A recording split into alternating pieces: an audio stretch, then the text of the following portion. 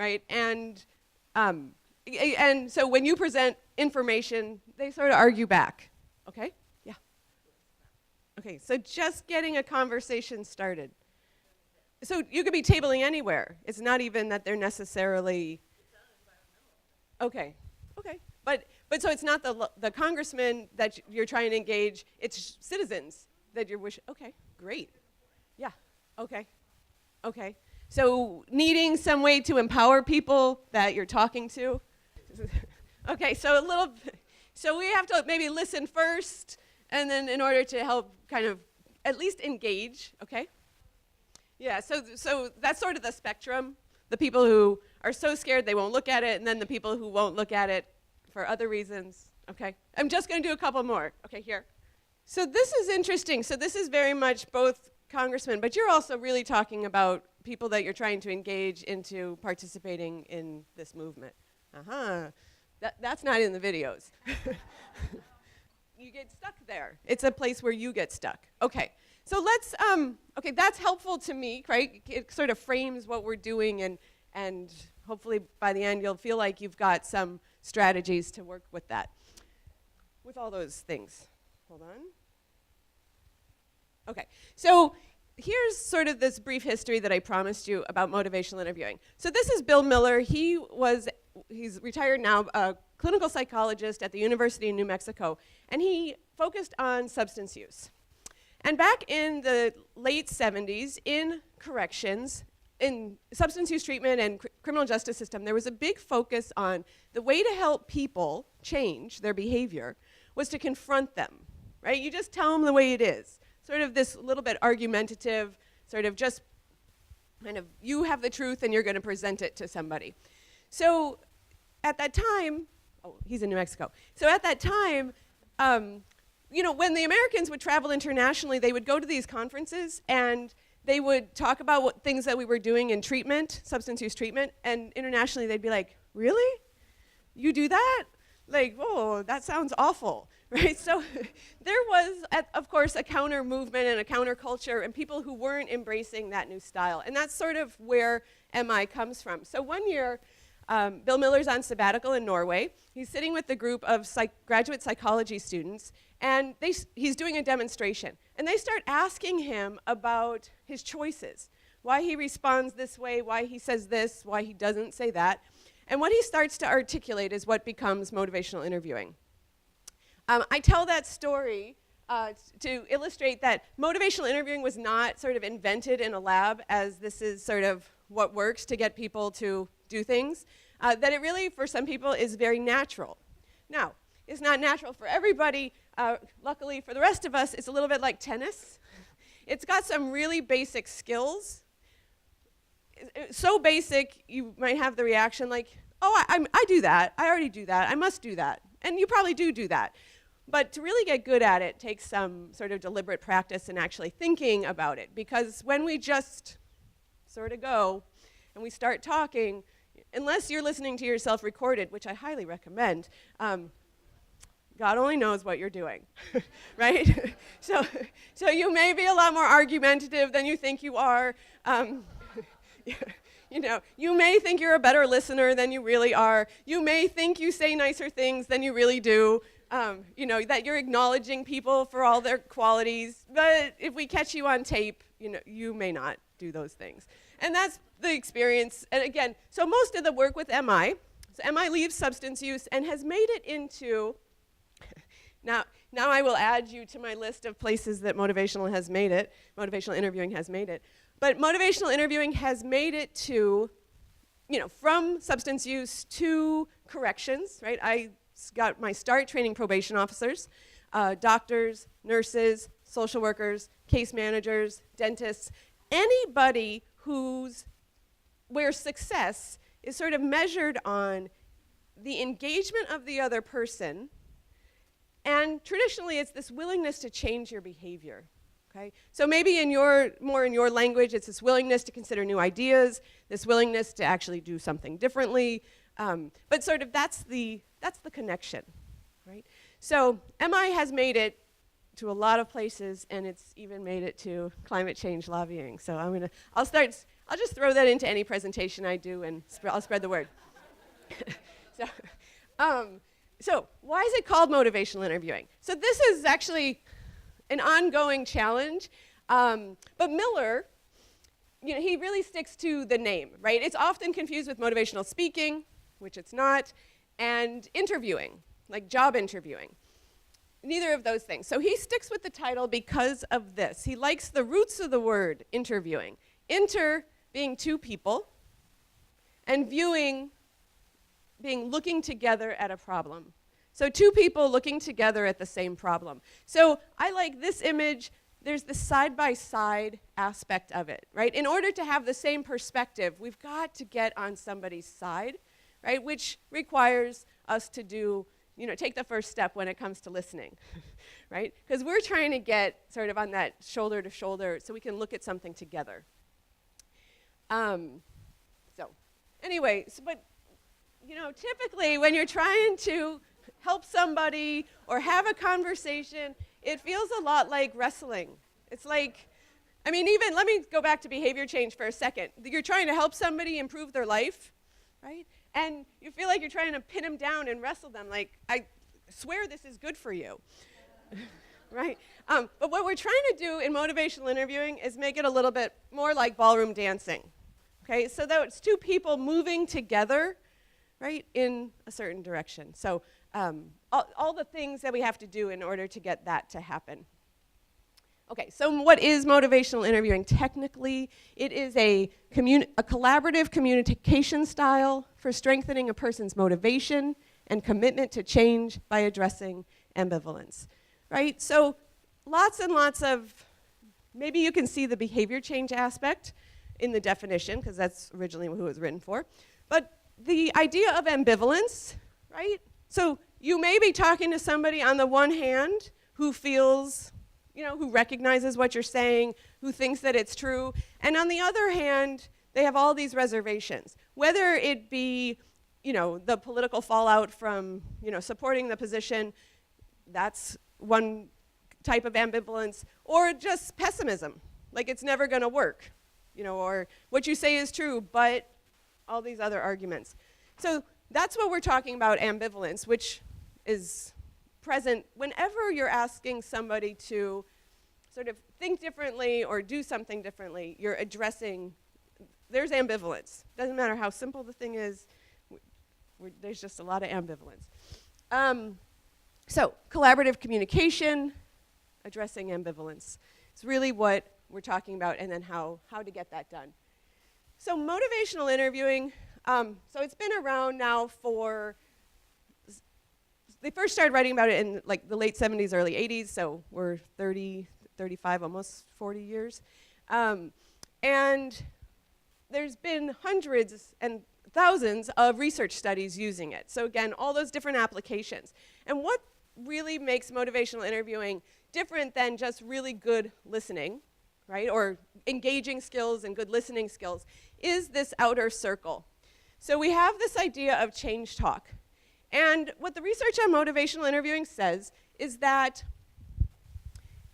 if you listen to a conversation, the more that you get someone to articulate ideas in the direction of change, the greater the likelihood is that they will move in that direction, okay? So the converse of that is if we find ourselves getting people to repeat to us their current position, right, about being pessimistic or being, too costly, or it's not, not putting the economy first, the more that we hear people make those arguments over and over again, the more they get reinforced. So the number one thing you're trying to do in a motivational interview is reduce the amount of time devoted to arguing for no change, right? So we've got to create opportunities for people to talk about change, to explore new ideas, to just play with them. They don't have to commit. They don't have to even necessarily, agree. They just have to talk about and consider, and because they need to hear themselves talking about it. I'm sure this is somewhere in my slides, but I'll mention it now. So there's a theory, a social psychology theory, Daryl Bem's self-perception theory, right? That we learn what we believe when we hear ourselves talk, right? Not the other way around, not that we say things we believe, but we believe things we say. So motivational interviewing is trying to help us get people to say things, to consider things, to think about things, to talk about things, and that is a way to change what they believe. That's what the research shows. So the more change talk, that's the shorthand for that idea, the more change talk you hear in a conversation, the greater the likelihood of change. The corollary to that we call sustained talk or status quo talk. The more of that you hear in a conversation, the more likely to see no change. And that is where motivational interviewing differs from just really good listening or engaging. These other three circles, we'll spend a fair amount of time talking about the skills. The spirit should come through. We'll talk a little bit about the process. But those are just other ways to sort of approach the study of motivational interviewing, that it has sort of a process to it, that it has a spirit behind it of sort of respect, where we're able to listen to the other person as well, right? We have to watch, actually that is my next slide, our own instincts to, the way that we lead into a conversation. Okay. I think we were going to do a little activity, or at least I thought this when I was sitting in my office, working on my slides. I was like, yeah, we'll do an activity. So we're going to do this, because it says we are. And who am I to argue? So here's what I want you to do. You're going to work with somebody sitting next to you really quickly. You're going to take turns. This time, though, I'm going to ask you, if you wanted to, you could think about your role as trying to recruit somebody, right? You could talk about the speaker, and then the other person would be the person you're trying to recruit. Or you could you could be a speaker and a helper. So as the helper, you're trying to get the speaker to follow your suggestions, right? So hold on one second. So if you're going to be the speaker in your role play, you should choose something that you know you should do. You're being bugged to do it. Maybe you do it sometimes. You keep intending to do it, but you're not doing it regularly, okay? So think of a behavior that you need to change. Start nodding when you come up with one. Okay, you got it? Okay. Now, if you're the helper, you're going to just explain to them why they should be doing it. So you're going to give the benefits of the change, tell them how to do it, emphasize the important. Just get them to do it. Okay, that's your job. Okay, this is not the motivational interviewing, by the way. So go ahead, and I'm going to ask you to, I'll give you like 2 minutes in both directions, so I won't make you do this for very long, okay? So it'll get a little loud and rowdy in here for a second.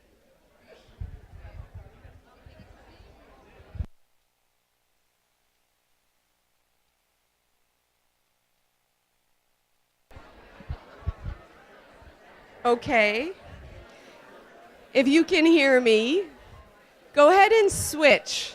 Switch roles. So now you're going to reverse who's telling who what to do.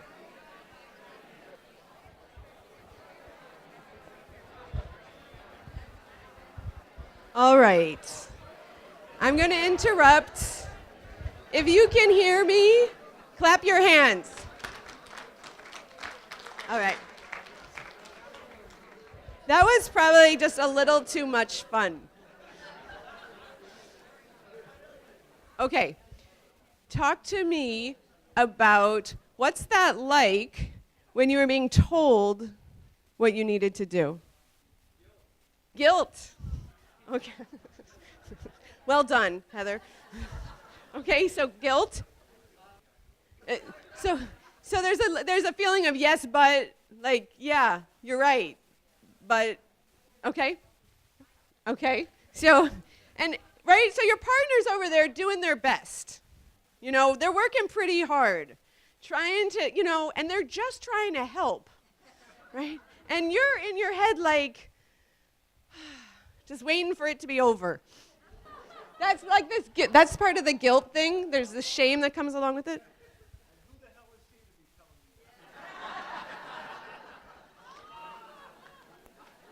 Yeah, that's a big one. Okay. Okay, yes.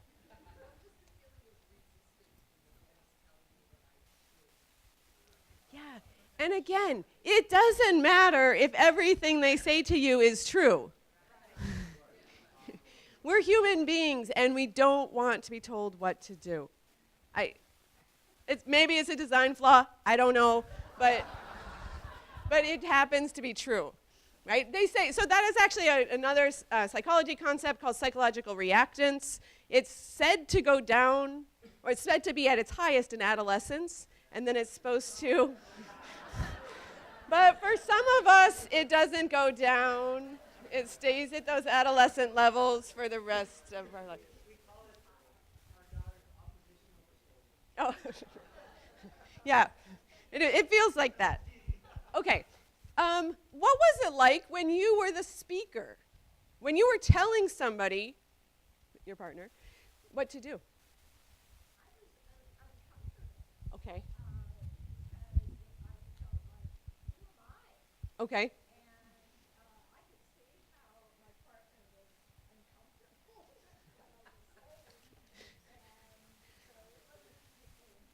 Oh, okay. So for some people, it's unnatural and uncomfortable. Yeah. Oh.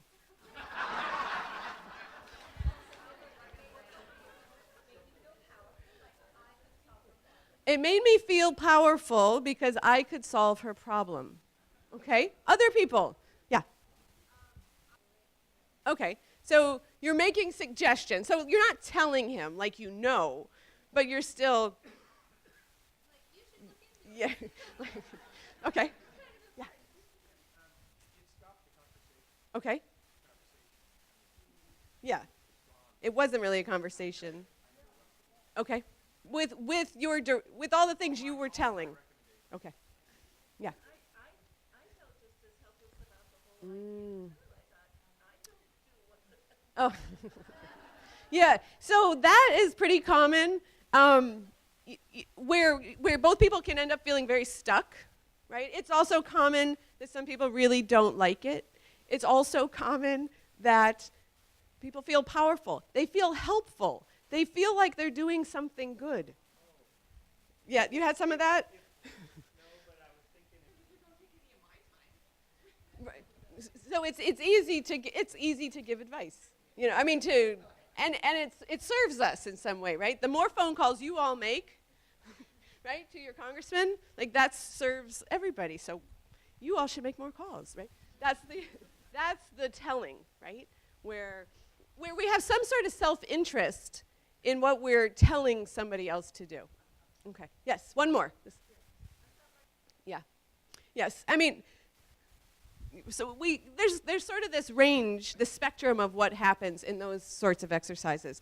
So if you were was there any movement toward change? So if you were talking about something that you needed to do, you know, when you were the speaker, did you feel more motivated?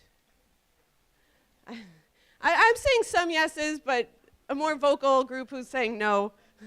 No. Sorry. A for effort.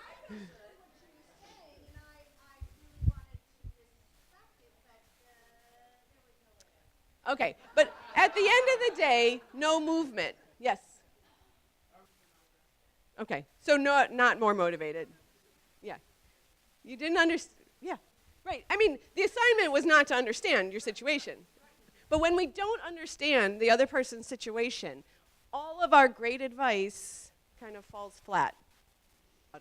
Okay, something new. Yeah, that is part of the problem, is that sometimes it's not new, right? Once you've heard these things, then you've heard them, and so you're not as open to them. Yes, last one. Yeah, and so if the person that you're talking to is busy telling you what they think, you don't get that opportunity to hear yourself explore an idea. So our time is so much better spent, rather than telling people things, you know, maybe a little bit of telling, but mostly it's about facilitating others exploring an idea. Talking about it, thinking about it, trying it on for size. What would that look like? What would how would that play out? Or what am I worried about, how that's going to play out? But if we can facilitate those conversations, people can start to think and hear themselves more. Okay, so one of the reasons that we say that kind of helping doesn't work is that we're throwing up all these roadblocks in a conversation, right? So generally speaking, you're a congressman, you're supposed to talk to people, constituents, and so, okay, you're a people person because that's how you got into this business. But then shortly after a conversation starts, often the roadblocks start happening. The walls start going up, right? Everybody went in almost with the best intentions, and then all of a sudden the walls start to go up, right? So there's all these things that we do. So a few more psychologists in our way that I'll keep mentioning. This one is Thomas Gordon, and he talked about the 12 communications roadblocks, roadblocks to communication. So if we get into ordering, directing, or commanding, warning, or threatening, giving advice, making suggestions, providing solutions, persuading with logic, arguing, lecturing, moralizing, preaching, or telling people what they should do, disagreeing, judging, criticizing, when those things start to happen, and some of you described the reactions, like, who are you? Why should I listen to you? You start to judge the other person. You start to question their authority to be doing some of this. You just stop listening. You sort of start to tune them out. So we got to be on serious guard for roadblocks popping up in conversations, right? And so these are things that we may do. Next slide.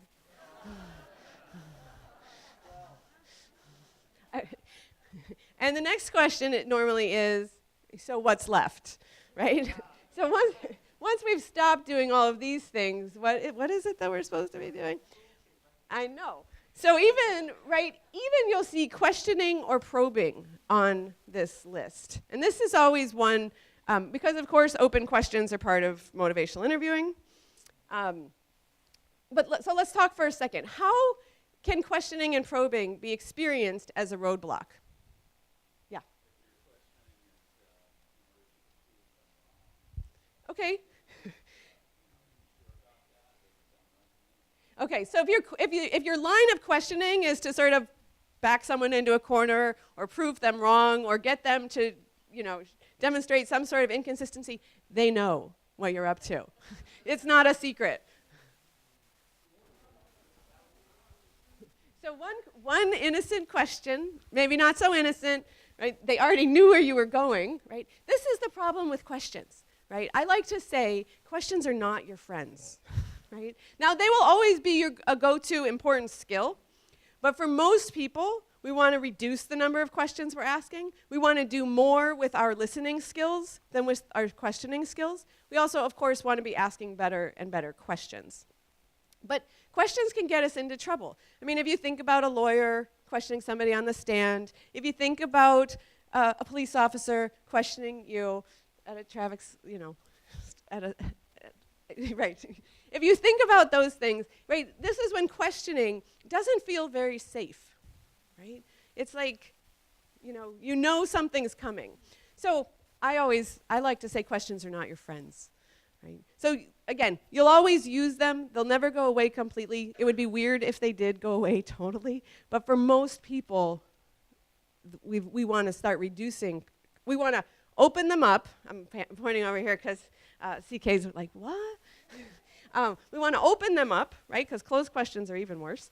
So we want to be asking open questions, but we want to be doing more with our listening and our steering than with our questioning. Okay. So roadblocks. So we have to watch that. So we have to watch that. Okay.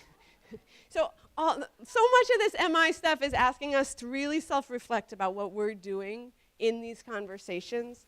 Because we can change what happens, we can make a huge difference. So in motivational interviewing, there was an idea, it was called rolling with resistance, right? So that when you encounter somebody who's defensive for some reason, right? Maybe because of some of the things that you've already said, and you're like, oh, I didn't mean to do that, but I did do that. Or maybe they're just defensive because they know what you're they know what you're after, and they're kind of ready for a fight. But that we just roll with that, right? We don't want to argue with it. We don't want to confront it. But so this idea that somebody's resistant, in the most recent version of motivational interviewing, there was a movement away from that idea, right? Resistance puts the blame on the other person. Like, so-and-so is resistant. But rather than that, we talk about discord, that there's discord in our relationship. Now, the reason you want to think like that is that you have more power. Right? You can fix discord in a relationship. If the problem is the other guy and they're just resistant, you're stuck. Right? So we think about discord in the relationship. So this was just I'm going to skip it, but that was just an example of, we have a tendency to blame the other person when things start to go badly. Right? That's also might be a design flaw. I'm not sure. Okay, so what does work to influence people? So I'm going to do this together. I want you to think of somebody in your past, teacher, coach, supervisor, counselor, clergy, relative, whose influence you rejected. They wanted to be helpful, and you weren't having any of it. So first, think of that person. Again, your head should nod when you get to them through your Rolodex. Yeah, you got one? Okay. What did they do? What was it about their approach, the situation? What did they do? Okay. They thought they knew better, right? Superior? Okay. So it didn't matter what they had done, you had enough information. Okay, so that person's values were not yours, therefore you weren't listening. Okay? Back. Okay. So advice without understanding first, right? Telling you what to do, giving you ideas, but hadn't taken the time to really understand. Extremely demanding. You're like, whoa. Okay. This. Okay. What else? Someone who's helped you reject. Yes. Okay. So not only do they have these ideas, but they also knew how you should feel or would feel. Okay. Okay. Right. So do you know why? What the shame? What were they doing that made you feel shamed? Because, right, that first or an early experience. Okay, okay. All right. So what about the flip side of this? Someone who influenced you. What was it about them that made you open to their influence? Yes. Oh, and, okay, okay, okay. So you didn't feel like they had their own agenda for kind of, it really was your choice. Okay?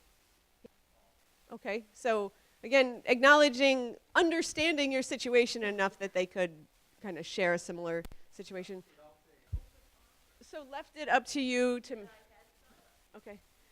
make your own decisions. So those things that influence us, right? Those times when we stay open, they're pretty universal, right? They have a lot to do with feeling understood by the person that you're talking to, like that helps us to sort of keep our defenses down once we're feeling understood. How else would I characterize that? Yes.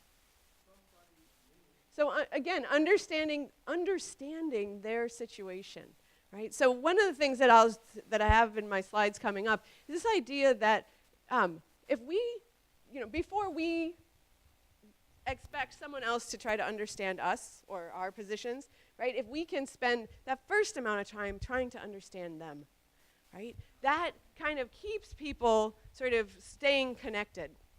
Yes. Yeah. So understanding, empathy, sort of, right?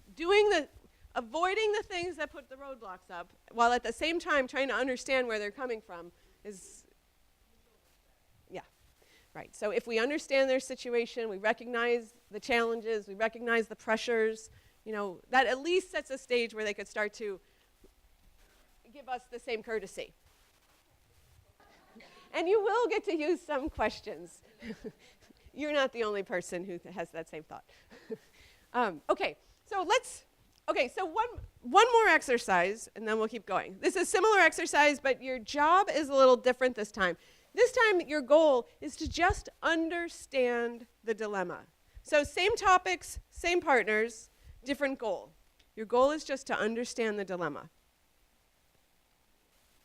And so when you are the helper, you can use these questions. Why would you want to make this change or do this thing, right? If you're talking about CCL kind of lobbying activities. What are the best reasons to do it? If you did decide to do it, how might you go about it? And then when you get to this point, give a summary of their motivation or what they've just told you and ask, so what do you think you'll do?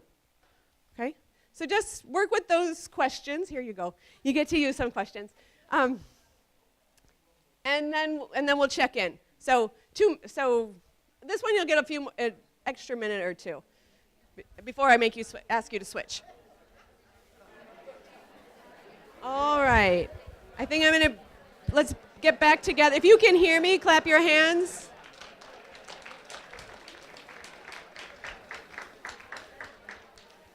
All right.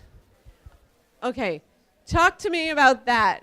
When you were the speaker, you were talking about this issue that was something you wanted to change or do. What was it like to be in this role, in this situation? Felt good? Okay.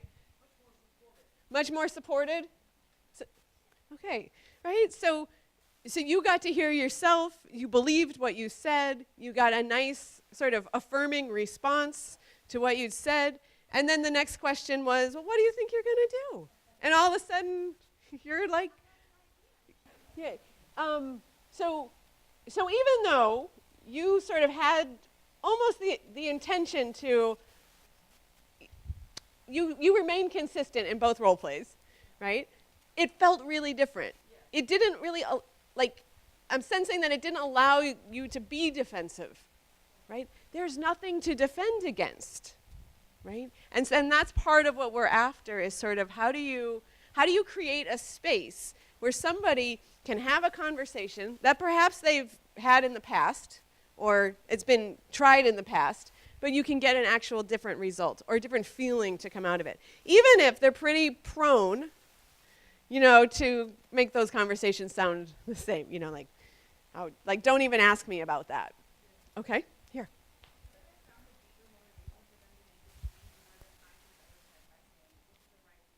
Not that good, right? Like they're always going to come up with better ideas than we will for them, right? That's okay. So stay in the role when you were the speaker. You were talking about because that's when you were the helper, right? Yeah. I think we switched somewhere in there. Yeah, right? So the questions can feel really different, right? They can feel inviting and enticing to talk, like where you get some space, right? A lot of times there's not a lot of space for people to talk, right? Because everybody's got an agenda and all the space starts to get filled up, okay? Other thoughts? What was it like when you were the speaker? You were talking about that thing that you needed to change. So in order to even answer those questions, there's some calculations going on internally, okay? Before you start articulating. Yes? If you say it, right, it takes on a different meaning. If somebody else says it to you, all of a sudden we feel shame, or we feel like we're being condescended to, or just something. But the exact same idea, if we say it, it's brilliant. If somebody else says it, it's offensive. It's like, and who are you to tell me? Okay. Anything else that we didn't hear about? Okay, how about the other way? When you were the person asking these questions, what was that like? Yes. Okay. Okay, right, and I started off, the assignment is the first time you're trying to get somebody to do something, and this time you're just trying to understand the dilemma, okay? And just that shift makes a huge difference.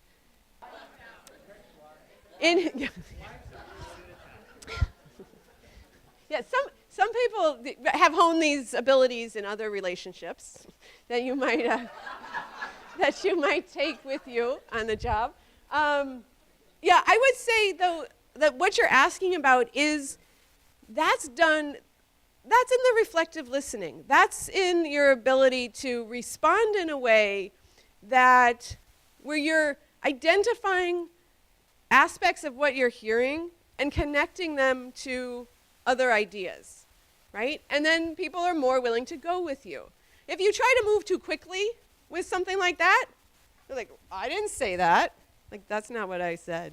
But if you do it sort of kind of in this methodical step-by-step way, people will go with you. You know, they will consider new ideas. Anyway, so the answer to that question is somewhere in there. Yes? So, you know, there's a corollary to that sort of in, maybe you've sometime heard of the stages of change model, right? There's a corollary to that, and it's commonly called, you know, people who are resistant or they're in denial.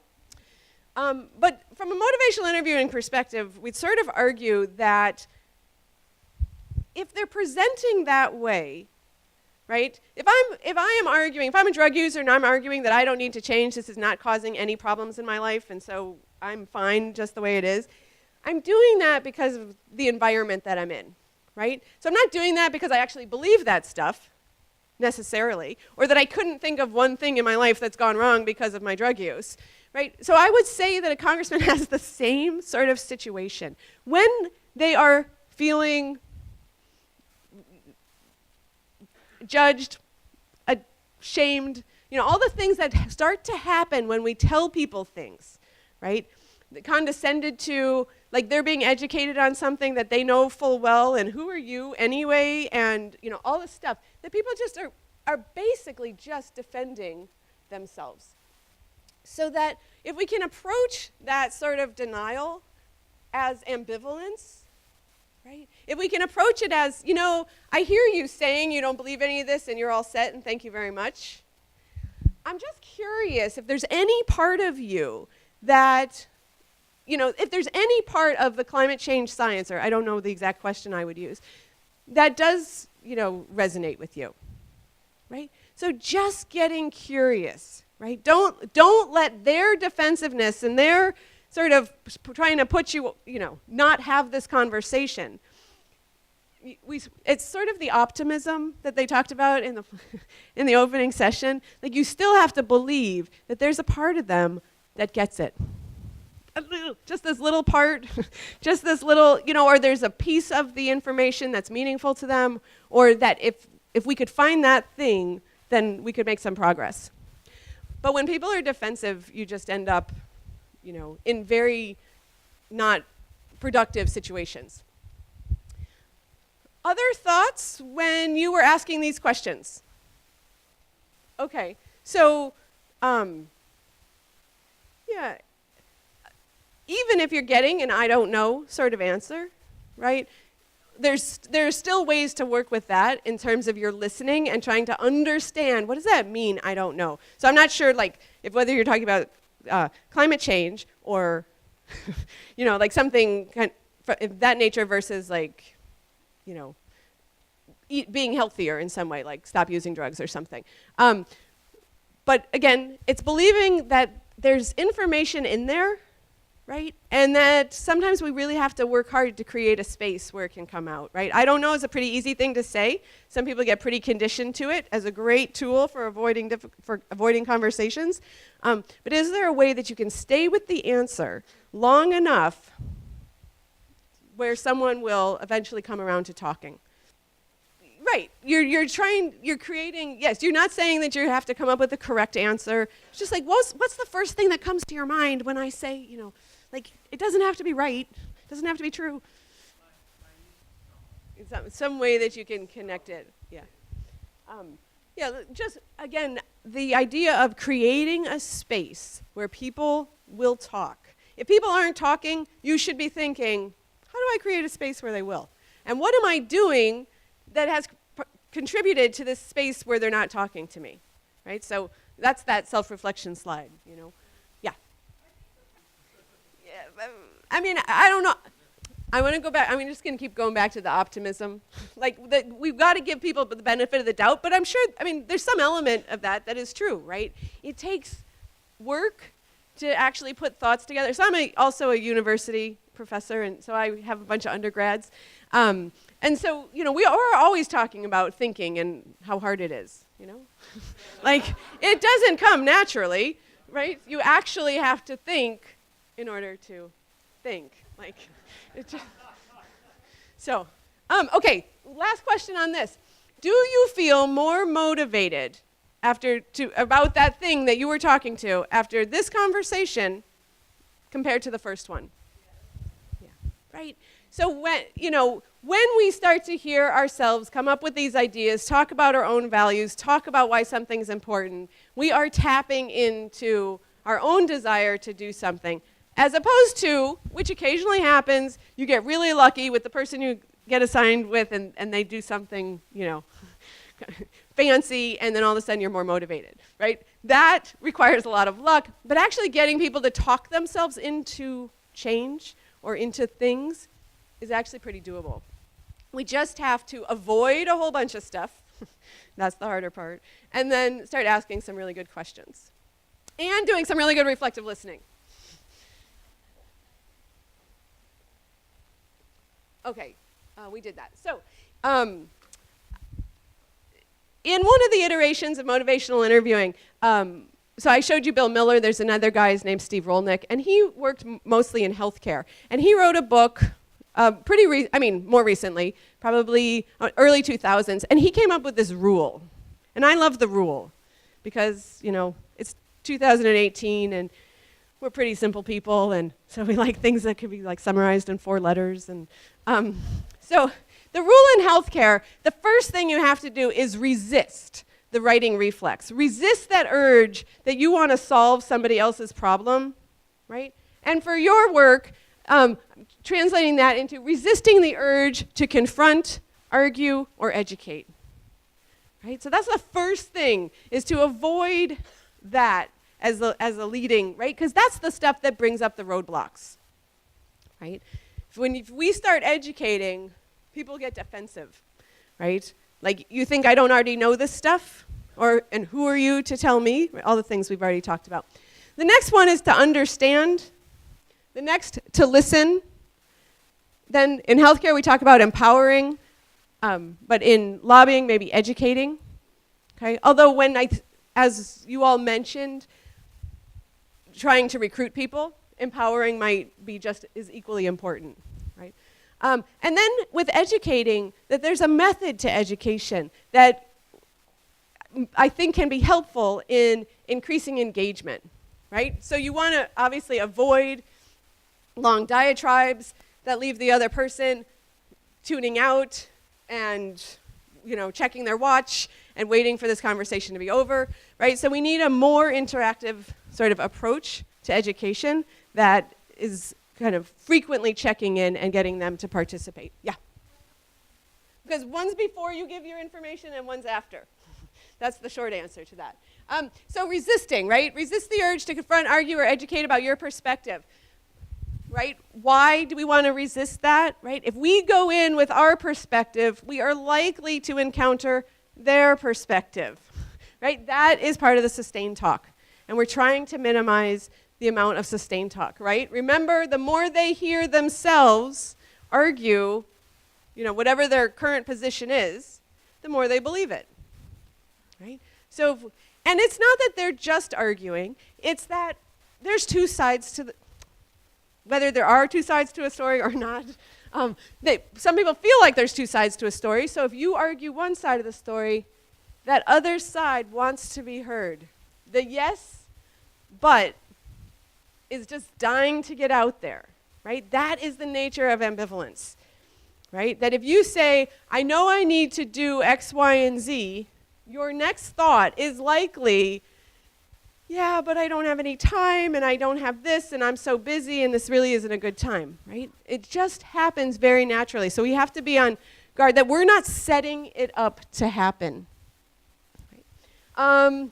So why else are we resisting? Because everything starts with relationship, right? So eliciting the roadblocks in a relationship, that harms the relationship. That's the person that, over time, you really don't look forward to talking to them, right? Or it's the person in your life, that you've learned, like, oh, I don't talk about certain things with so-and-so because something always happens, and you learn this. So we're trying to stay out of this problem. First step to a good relationship, don't do things that alienate people, right? Like, human beings are super sensitive, right? They get offended easily. They get their egos hurt easily.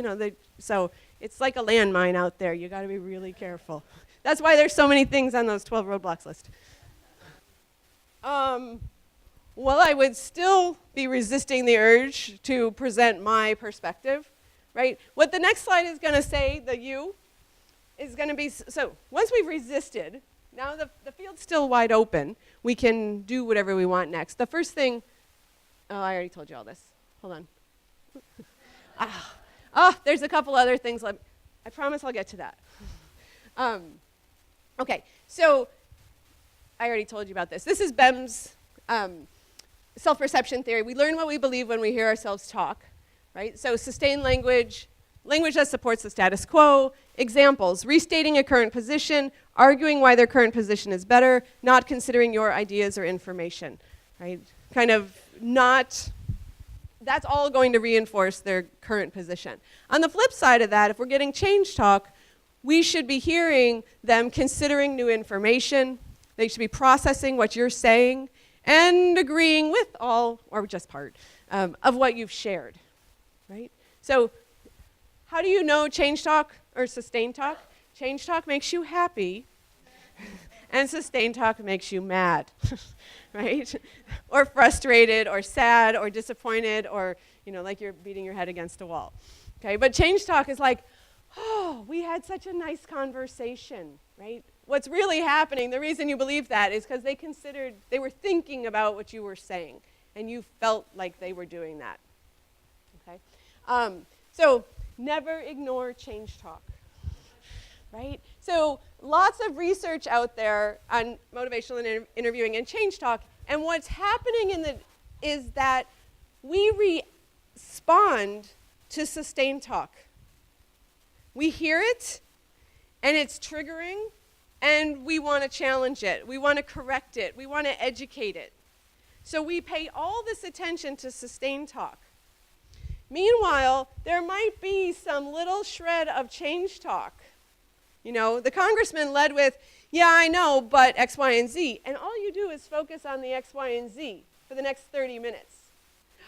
But did you hear you're right about something, but we don't focus on that, right? So what we want to do sometimes is just ignore the sustained talk, right? It's like a trap, right? This is what I did my dissertation listening to, like hundreds of hours of people trying to help other people, and sustained talk sucks us in.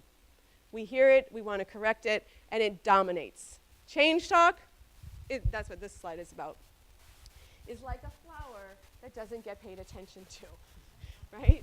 So you want to pay attention to the flowers. I use this picture to illustrate that flowers and weeds, so I know everybody likes those dandelions because of childhood, but technically they're weeds. That flowers and weeds exist together. Change talk and sustained talk exist together, right? What we pay attention to is what will kind of continue. Yes? No, that's a great point. There are, at the outset of a conversation, that's when you're going to be doing the most of, like, yes, I'm just listening, I'm trying to understand where you're coming from. So you may be reinforcing a little bit of sustained talk. What we're trying to raise a consciousness about is that doesn't take over the entire conversation, because then what happens is we get locked into that piece of it. But yeah, at the beginning, depending on the types of questions that you're asking, depending on where the relationship is starting, you are likely to be acknowledging their position. You are likely to be just talking about sort of what they currently believe. As you are listening for Okay, so back to the rule, right? So the first one was resist. Resist the urge to educate. The second one is to understand. And this is exactly what we're talking about now. Understand their perspective and values. And to me, the most helpful idea is just to get curious, right? We have to be curious about these people as like these very interesting specimen, and how did you get to where you are, and these beliefs, and and just be really curious about them. So that's what we ask our open questions, right? About their position, how they came to it, their understanding of an issue, right? So we're just being curious, okay? When we're creating some space for that. When people feel understood, then we're back to establishing a space where maybe we can be influential. But people have to feel understood first before they're sort of willing to be influenced by us. Okay? Okay. So understanding. And when I think about understanding, I'm thinking about open questions, right? That's going to be your first tool in sort of understanding that. These are the 4 skills of motivational interviewing. That's the OARs, open-ended questions, affirmations, reflections, and summaries. So when we think about open questions, I also like to think about closed questions, because that's just important. So what is a closed question? Okay, anything that can be answered with a yes or a no, or anything that's trying to elicit specific information, like, how did you vote? Anything with an answer. Okay? Those are your closed questions. It's anything that starts with have, has, or had, do, did, or does, is, are, was, were. How much, how often, how many, where were you, when did you, right? So there's a big long list, and after we're done with this list, you'll be like, and what's left for us to use? Because this will feel like most of the questions. So we're trying to avoid closed questions, right? Closed questions, what's the problem with closed questions? Okay, so you're not going to learn that much. You're only going to learn that thing that you asked about. Yes, but not if you're trying to have a conversation, right? Okay. Yeah, they don't even ask for it. Like, you'd have to be crazy to think any deeper, like. Okay, right. So in an interrogation, someone has more power, and they're trying to collect information, usually for some purpose. So this is really, again, back to when I say questions are not your friends. Yeah, the problem with questions is that they come from us, which means they're only as good as the things that we thought of to ask about, right? And that can be very limiting, right? Because you didn't even know the questions to ask, right? I mean, and that's a real issue. So on the flip side of that, oops, that came up twice, are the open questions. And open questions invite someone to expand, right? They just sort of open this door and let somebody walk into it. So things like, tell me more, what else, what are your thoughts, where do you see yourself, what concerns, what do you think, right? Just big open questions that invite people to start talking. So even Waldo knows the importance of the open question, right? Everyone always asks where he is, but nobody asks how he is. Okay, so back to our rule, right? So now we're listening. Okay, so we've asked our open question. We sort of have this attitude of curiosity about their perspective. So listening reflectively. See it from their perspective before starting with yours. Right? So this, like in the simplest form, reflection, is when you're mirroring back. It sounds like you've spent a lot of time with, the business leaders in our community. You sound just like them. Or whatever it sounds like, right? It sounds like. I'm going to give you some more on just that reflection. So what is a reflection? It's a hypothesis or a guess about somebody's meaning. It's not an assumption that you actually know, right? That you have correctly interpreted exactly what they're saying and you've got it. It's a hypothesis. You're mirroring back or being a sounding board. These are statements, not questions. So we want to make sure that our intonation stays flat at the end of a reflection. I have a motto. If you care enough to ask, care enough to reflect. Right? That will get you to basically a 1-to-1 ratio. That will get you to a 1-to-1 ratio if you did that. But more important than the ratio is if you don't respond to their answer and you just ask another question, you know, if that happens for enough time, it could end up feeling like questioning, probing, an interrogation. You know, what you want is that give and take of, I asked a question, you answered it, I heard you. Right? Now, really good motivational interviewing is 2-to-1 reflections to questions, 3-to-1, 4-to-1. You can do a lot of work and cover a lot of ground with reflective listening. Right? A lot less relying on questions. And the more that you're doing that reflective listening, the better the conversation is feeling. Also, in that reflection, just another short and sweet, don't analyze or talk too much. Right? So you're trying to convey that you're listening, that you're trying to understand where they're coming from. You want to demonstrate that and steer, right? The greater art in reflective listening is to be able to, in those reflections, steer a conversation in a particular direction. But you don't want to get caught sort of where, oh, it's my turn, so I started talking for a really long time, right? Again, people tune out, stop listening. One of the hardest things along those same lines, I'll say, it's that short part. I mean, right? It's when you want to go in to educate, small amounts of information. I mean, I have sat in rooms listening to small amounts of information, and I'm pretty good at listening. And I'm like, whoa, you lost me about, 25 words ago. Like that is a very difficult task to select a small amount of information to share. Okay, so when do we use reflections? To roll with resistance, right? So if you're starting to feel like somebody's getting defensive, right, we just hear it. We don't argue it, we don't challenge it, you just hear it, right? You just mirror it back. Yeah, this stuff is pretty difficult to even think about. Just acknowledging it, but not trying to confront it. We can also reflect to highlight something, right? So you heard this little bit of change talk. They said something where you're like, yes, and if you reflect that, if you mirror that back, that's highlighting something. You are immediately steering the conversation in that direction for more exploration around that. So you're very selective about what you ignore and what you respond to.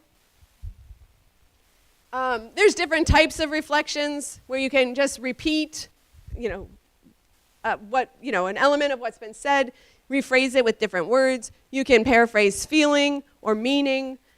And with meaning, I always like to think about sort of reading between the lines. It's the what's being said that hasn't been said, and you can guess about it. And then finally, double-sided reflections. Where you could say, on the one hand, it sounds like, you've done some thinking about this stuff, and on the other hand, you feel like that it'll be very politically challenging for you to take any action on it. Just acknowledging the contradiction or the mixed feelings that they might have. How do we make a reflection? Just grab a stem, right? So if you grab any one of these, you should be in the direction of reflection. So for instance, sounds like or it sounds like is my personal favorite. Because once you've said it, you're forced to say what it sounds like they just said. So you're off in the right direction. But any of these will work, right? Sounds like, seems like, so what I hear you saying is. So for me, what I hear you saying is my least favorite reflection, right? It's too long, and I have a rule, I'm trying to go short and sweet. also because it draws too much attention to itself, right? It sort of breaks up the conversation, right? So, but whatever, it doesn't actually matter what I think. The best feedback you'll ever get is the reaction of the person you're talking to. So if you do that and it doesn't bother the person you're talking to, keep doing it. You've got to pass. Okay, so forming reflections. So this is sort of my analogy of that's you over there, the sounding board or the mirror, and that's an incoming message. So shout out some messages that you might hear that are a little difficult. So just something you might hear in your work doing your lobbying.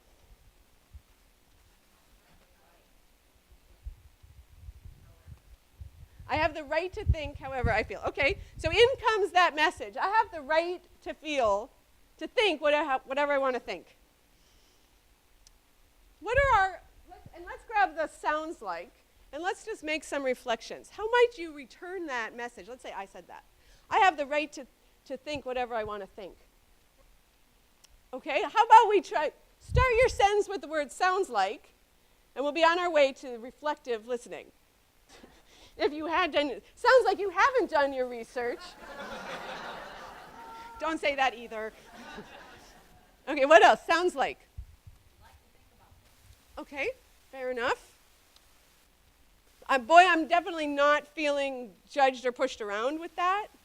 You know, like I'm still open. You did not offend me. That was very well done. Back there. I think it has to do with your relationship, right? The better your relationship, the more you can get away with, you know? And because people can tolerate that, you know? And they can be like, yeah, actually, I am. Because you all just come in here day after day, like, you know, talking to me like, you know, I've never read a book, you know. And like my other comment about the best information, if it's not bothering the person you talk to, then it's fine. See, now notice how none of all these ones that are getting, you know, these reactions, none of them start with sounds like. So if you just start with sounds like, you are better off saying, sounds like you're a little defensive, than any of those other comments. Fair enough. Sounds like nobody's presented you with good evidence or something that was. Yeah, but I think sometimes, you know, you don't have to have a brilliant response, but the fact that you did that instead of something else, instead of saying that thing you wanted to say, that is meaningful. It will help with the relationship. Okay, so even though they might look at you and be like, yeah, I just said that. At least you didn't do something else. Okay, sounds like you don't think it's very important. It sounds like you think this is about the environment and not jobs and clean energy. Fair enough. Right? Like he brought in, okay, maybe that was better than fair enough. We'll go very good. I try not to evaluate. But yeah, the way that he brought in these other ideas, right? Because the way you mirror something back is what determines where the conversation goes next. So in this case, well, again, and I mean it, that was better than a lot of other responses you could have to that statement. It will likely not go very far, okay? And this would go much further. Yeah? Yes. And absolutely, you will ask an open question. But this is where this is back to my questions are not your friends. For most people, your work is going to be to increase the amount of listening you're doing, okay? Actually, let me say that differently. For some people, the first job is the resist, right? You've got to get your impulse to educate and lecture and argue and confront under control. That's first. The next part is, for many people, asking open questions and not closed questions. There, that's that one. The next part is to reduce the number of questions and to use more reflective listening. And that if I had to put them in order, that would be the order of events. Okay. The first is to resist the urge to lecture, argue, educate. We got to be watchful of leading with that. That was the first one. The second one was more open than closed, right? Reducing the closed question. The next one was increasing the amount of reflective listening. Here, and then there was someone over here here first. That's a question. It's not a bad response, but it's not a reflection. Okay, so the reflections, again, they just start with sounds like. Sounds like you've put thought in it. Sounds like you've been asked this a lot. Sounds like, I don't know. So they would sound more like, you don't think this is important. So it's not that they're accusatory. You're just really eliminating the sounds like part. So you're not sure it's important, or you're not concerned about those topics, or you haven't taken it up as a cause. And when you're just mirroring information back, you're just doing that. So it's not an accusatory, you're an idiot, that doesn't count. If you don't like them, don't start with them. Some people don't like the sounds like, the seems like, but the idea with those as the start of a reflection, two thoughts. One is that you're just mirroring back what you're hearing. You're saying that X, Y, or Z. And so, if you don't like the fact that I just repeated what you just said, that's a whole nother issue. But if that's what I heard you say, then I'm like, yeah, you're not feeling like this is an important issue at this time. You don't think this is important right now, or you don't think it's a priority right now. So again, they're not. I'm not as worried about them as you seem to be. But if you don't like them, don't use them. And that may be why you feel like it's safer. Yeah, right? Yeah. You're welcome to try. It's all just experimenting, right? I mean, life is like one giant experiment. So you're welcome to experiment. I think this sounds like, that is not a reflection, right? So if your goal is to demonstrate understanding of their perspective, again, depends on your relationship. If you've known this person a long time, they're accustomed to you and your way, then perhaps. But if this is, the more traditional, just listening, that wouldn't fall so much in there. Because that's not what they said. So the you and the your, I wanted to mention this. So that sounds like I used to feel. And yours had the word I in there. When you're in the territory of I, that's different, right, than the territory of sort of you, right? The you is more reflecting, right? I is usually not a reflection when you're talking about the I. Absolutely. Right, and again, would you care to share how you came to that belief?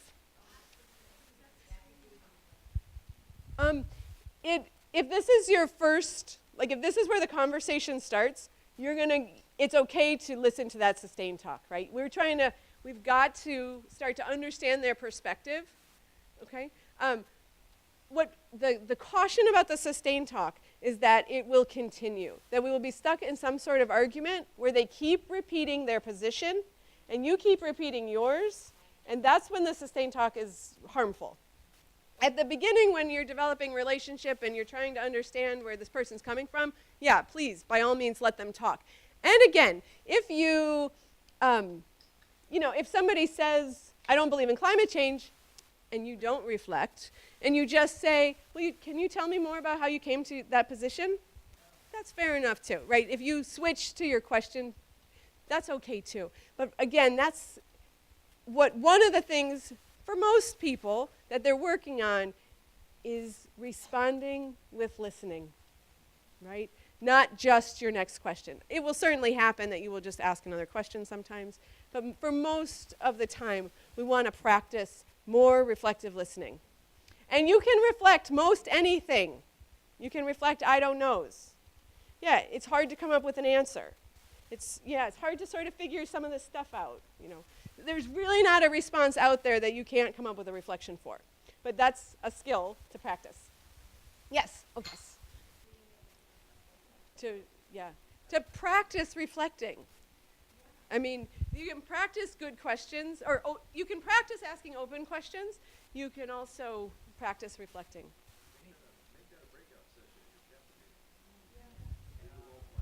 And do the role playing there. Absolutely. Okay. We only have 15 more minutes. So I want to get to educate, because this is good stuff. And I feel like I skipped the first elicit, which doesn't help in my slide to tell you about that. So the first elicit is typically, so you've started your conversation, right? Maybe you moved from, I don't believe in climate change, to, tell me about how you came to that position, some good reflective listening. And so that might be considered your elicit. And then we're moving into educating. So now you feel your ability to not educate is worn out. You're about to start educating. Okay, so then I want to just see if you can do it like this. Would it be okay if I shared? So ask some form of permission first. Would it be okay if I shared my understanding, more information, my concerns about what you're saying? Any of those, right? But you're asking that permission. You're actually waiting for an answer. Sometimes people have a way of asking but actually not waiting for an answer, right? So you're really actually trying to get them to say yes. Once they've said yes, you're going to, step 2, provide your information. Small amounts of essential information. That's what I was mentioning is one of the hardest pieces of educating, is to just give them something small to think about. And then step 3, elicit their reaction or understanding of what you just shared. Okay? And it's that last question that is the only, their answer to that is the only way that you should leave feeling confident that they actually heard you, right? If not, whatever you shared, they may have been tuning it out, right? But if you do that last elicit, if you ask them about what do you make of what I just shared, or how does that apply, what do you think of that, now you're engaging in a conversation about this new piece of information. Yeah, so it definitely depends on what has just happened. So you might say, so if I had a step 0 up there, like, what's your understanding of climate change or climate science or, the something dividends or rebate? Thank you. Carbon fee and dividends. What's your understanding of carbon fee and dividends? Now they start telling you what they know about carbon fee and dividends. From there, would it be okay if I shared a little bit more information or filled in some gaps? Right? But yes, you want to start off with either what they know so that you can be very specific in what you share.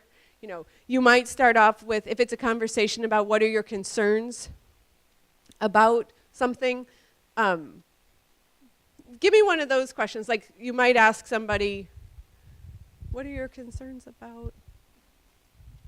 You're talking. Okay, what are your concerns about the dividend? And somebody might say, I don't trust the government to do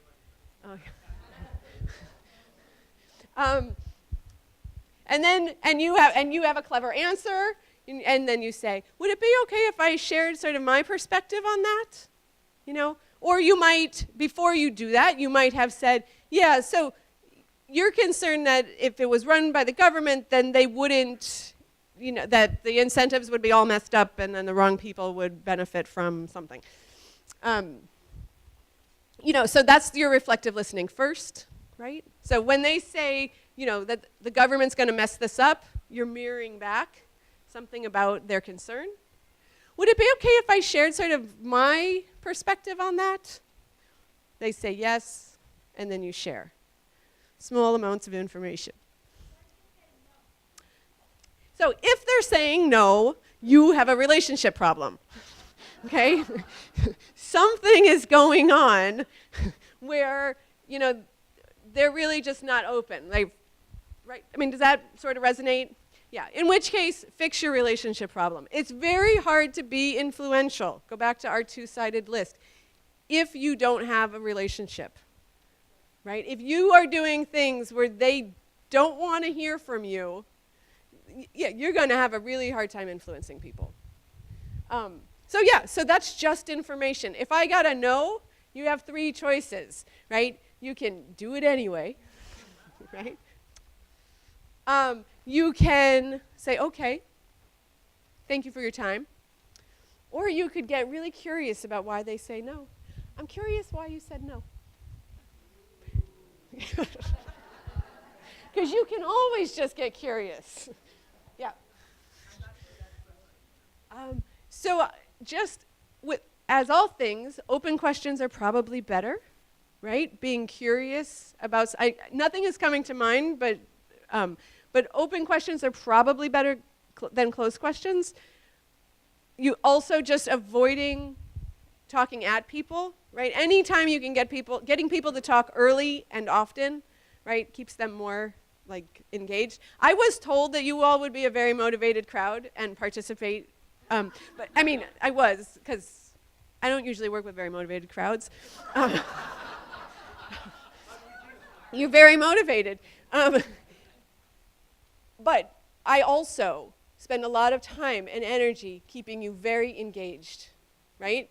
Lots of open questions, lots of opportunities, keeping you talking early and often, trying to zip my own lips sometimes, not to Yeah, good point. Okay, I think that we have arrived at 12:30. Is this another tabling? Okay. Does it need to be said? That showed so much restraint. That really did show a lot of restraint. Okay, so I want to thank you for all your participation. I really want to encourage you to watch the videos that are, I guess they're also live, but there's also ones that aren't live, and you can watch them anytime you want. Anyway, so thank you very much. Thank you.